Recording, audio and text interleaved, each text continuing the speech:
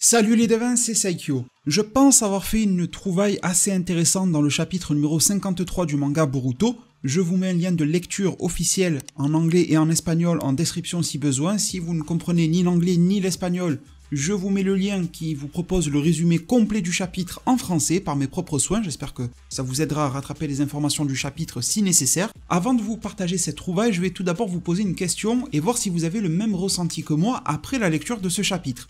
Il y a quelque chose qui m'a paru étrange et ça ne concerne pas l'œil de Sasuke, ni Borushiki, ni même Naruto. Ça concerne plutôt Ishiki et la fin, la mort de Ishiki entre guillemets. Cette fin de Ishiki pour un méchant si classe, si grand, si presque légendaire dans l'œuvre, en tout cas emblématique et marquant. On verra s'il sera légendaire dans quelques mois ou années, hein. Là c'est un petit peu trop tôt pour en juger. En tout cas un méchant vraiment impactant dans la pure lignée des grandes dernières menaces de l'œuvre, Kaguya et Momoshiki, et ce dernier finit par disparaître quasiment lamentablement, se faisant duper par des bombes fumigènes avec un Byakugan inefficace, perdant du temps à parler, à blablater, à faire la leçon à Kawaki, son réceptacle, au lieu de vite apposer son sceau et de pouvoir étendre son espérance de vie et ses capacités de résurrection, se faisant totalement berner par rapport à un simple clone de l'ombre, alors que Boruto, Naruto Baryon Mode et Sasuke Rinnegan et Sharingan ont tout fait et des techniques bien plus élaborées et complexes que le Kagebunshi no Jutsu afin de venir à bout qui restait jusque-là impassible face aux divers assauts. Même Kashin Koji avait tenté le coup et ça n'avait mené à rien. Voir la dernière heure de Ishiki arriver en chapitre 53 ne m'étonne pas réellement, mais la voir arriver d'une telle manière me laisse un fort arrière-goût d'inachevé, voire même de non-respect de la fin de ce grand méchant de l'œuvre Naruto et Boruto. En addition, il y a un autre élément qui forcément crée un creux en termes de cohérence par rapport au personnage de Kawaki, c'est que nous l'avons tous vu dans l'épisode numéro 1 et le chapitre numéro 1 de l'anime du manga Boruto, en possession d'un Sokama qu'il peut utiliser et activer. Un Sokama veut bel et bien dire qu'un lien avec un Otsutsuki a été établi avec Kawaki. Alors désormais, il y a une possibilité infime qu'un autre Otsutsuki va s'intéresser à Kawaki, que Momoshiki va s'intéresser à Kawaki. Mais au bout du compte, la logique la plus pure serait que le Sokama que possède Kawaki adulte est celui qu'il avait déjà eu étant enfant, c'est-à-dire celui de Ishiki. Mais comment, me direz-vous, pourrait-il avoir le Sokama de Ishiki? Alors il y a une idée que vous avez été assez nombreux à me partager, je vous avoue avec tout le respect que je vous dois que je n'y crois pas réellement, mais je préférais quand même vous la partager car elle pourrait prendre du sens plus tard. Dans une seconde partie de vidéo, je vous ferai part de la trouvaille que j'ai pu faire, et cette trouvaille explique selon moi comment Kawaki est toujours le réceptacle de Ishiki Otsutsuki, et Kawaki lui-même ne le sait probablement toujours pas. Alors la première idée que vous m'avez proposée, elle est super rapide à comprendre, c'est le fait que les clones, les Kagebunshin, une fois annulés ou détruits, apportent à leur utilisateur les gains, les trouvailles, les connaissances et les savoirs que le clone a emmagasinés. C'est comme ça que Naruto s'était entraîné, notamment pour faire le Futon Rasen Shuriken. Sans faire cela, Naruto serait parvenu à l'apprentissage de sa technique, mais ça lui aurait demandé beaucoup plus de temps. C'est d'ailleurs pour ça que les clones sont aussi utilisés en matière d'espionnage, car si un clone vit quelque chose loin de l'utilisateur original de la technique, il va pouvoir, une fois détruit ou annulé, rapporter à l'entité originale toutes les informations et assimiler toutes les expériences que le clone a pu vivre lui-même. En ce sens, le clone de Kawaki a reçu le Sokama. Vers la fin, on a vu que le Sokama s'est évaporé, mais malgré tout, le clone de Kawaki a été annulé et il a donc rapporté à l'original tout ce que le clone possédait. Il peut y avoir alors des restes du Sokama qui étaient enfouis ou en train de s'éteindre à l'intérieur du clone. Elles sont quasiment imperceptibles mais existent toujours et sont en train de s'éteindre. Et bien ces infimes restes de Kama auraient pu être rapportés par le biais du clone à l'intérieur de Kawaki. Et donc le sceau les unissant et permettant la résurrection de Ishiki serait toujours présent. C'est une option qu'il faut garder en tête, mais ce n'est pas celle que je favorise aujourd'hui. Celle que je favorise aujourd'hui se trouve à la page numéro 36 du chapitre numéro 53 de Boruto. Je vous invite tous à y aller en même temps que moi. Alors ça sera soit la page 37, soit la page 36. Si vous prenez la page de couverture en rouge, là où il y a Kawaki, vous devez compter jusqu'à 37. Si vous comptez les pages uniquement en noir et blanc de manga avec des cases et tout ça, vous allez à la page 36.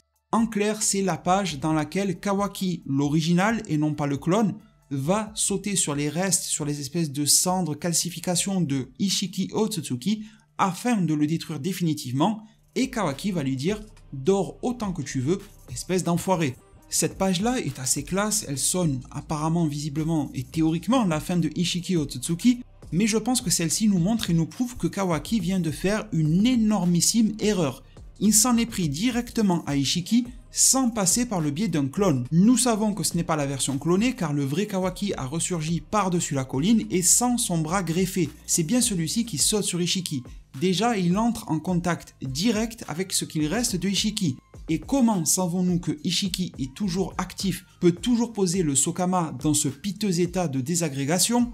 Tout simplement car il y a une toute petite case à l'intérieur de cette page numéro 36 dans laquelle on voit l'œil de Ishiki qui va établir un contact direct avec Kawaki, qui va réagir et qui semble réaliser quelque chose. Il y a une action du côté de Ishiki qui semble nous être démontrée de cette manière-là, comme s'il sautait sur une opportunité ou une occasion, la toute dernière qui lui reste pour pouvoir sauver sa peau, faire une résurrection en Kawaki. Lors de cet instant absolument infime, et vous savez que le Sokama se pose en même pas une fraction de seconde, on l'a vu par exemple avec Boruto et Momoshiki, le fait d'apposer le Sokama est une pratique extrêmement rapide, et c'est d'ailleurs ce qui sauve les Otsutsuki lorsqu'ils sont acculés au combat et qu'ils sont en phase de perdition.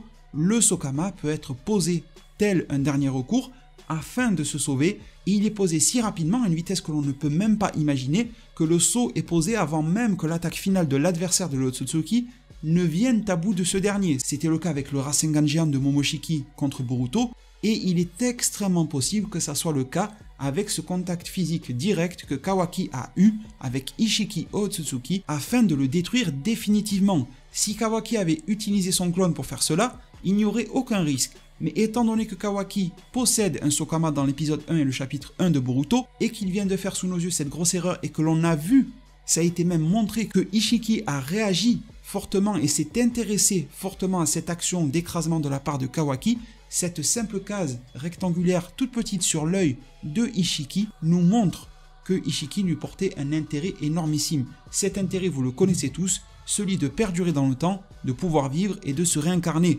Je suis alors les devins assez convaincu, et vous me direz en zone commentaire ce que vous en pensez, que Kawaki est de nouveau le réceptacle de Ishiki. Je ne pense pas que Ishiki ait pris contact sur le moment avec Kawaki afin de lui dire, un peu comme Momoshiki, qui avait prophétisé que les yeux bleus de Boruto le déposséderont de tout, etc.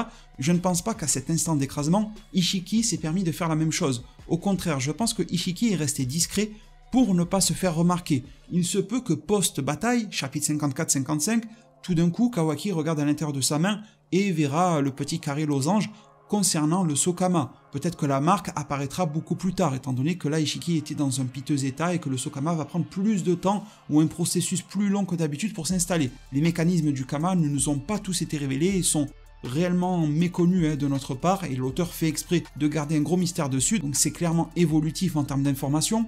Tout comme ça pourrait être aussi un atout majeur dans la bataille face à Borushiki dans le chapitre 54, avec une activation justement de ses pouvoirs de Otsutsuki de la part de Kawaki, et nous aurions alors une première énormissime grosse confrontation entre Kawaki, Sokama et donc utilisation des pouvoirs de Otsutsuki, et Borushiki qui lui en est une étape plus avancée de possession de Otsutsufication. On se parlera de ce Borushiki un peu plus tard dans la semaine ou les jours qui viennent, avant la sortie du prochain chapitre de Boruto, le 54, ce 20 janvier 2021.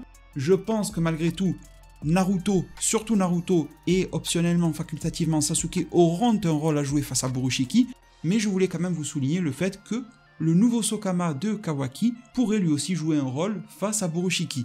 En tout cas, le sujet principal de cette vidéo était surtout la phase d'écrasement et le nouveau Sokama qui a été apposé par Ishiki sur Kawaki, à mon sens, et vous me direz en zone commentaire quels sont vos avis, vos ajouts, ou alors les contrepoids que vous voudriez apposer aux idées que je vous ai partagées aujourd'hui. Je vous remercie en tout cas de m'avoir accordé votre écoute et votre attention durant cette vidéo. Pensez à mettre un maximum de pouces bleus si cette vidéo vous a plu. Si vous en voulez d'autres du même type, n'hésitez pas d'ailleurs à me partager aussi des sujets qui vous feraient plaisir d'être développés en vidéo prochainement et dont on pourrait discuter ensemble. En parlant de discussion, celle-ci est ouverte dans les commentaires et je vous y attends. Abonnez-vous, activez la cloche des notifications. On se retrouve très rapidement. Prenez tous extrêmement bien soin de votre futur. Et à plus pour de prochains arts divinatoires.